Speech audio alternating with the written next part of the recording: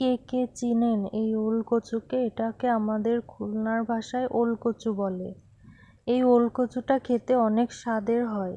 আর চলুন দেখে আসি আমার আম্মুর হাতের ওল কচু রান্না মোরগের মাংস দিয়ে। ওলটাকে আগে পরিষ্কার করে সুন্দর করে কেটে নিতে হবে এইভাবে। এটা খেতে একদম আলুর মতন স্বাদ, আর আলুর থেকেও অন্যরকম টেস্ট, কিন্তু আলুর মতন গলে যায়। এখন আম্মু মশলা কষিয়ে তার ভিতর ওল কচু দিয়ে দিয়েছে। মুরগিটাকে আগে থেকে আম্মু রান্না করে নিয়েছিল, যেহেতু দেশি মোরগের মাংস আম্মু রান্না করে রেখেছিল, তো সেই ভিডিওটা আপনাদের সাথে আর শেয়ার করলাম না। এবার দেখুন পানি দিয়ে ওলটাকে হালকা সিদ্ধ করে নিচ্ছে। দেখুন ওলটা কষানো শেষ, হালকা একটু সিদ্ধ শেষ হয়ে গেছে।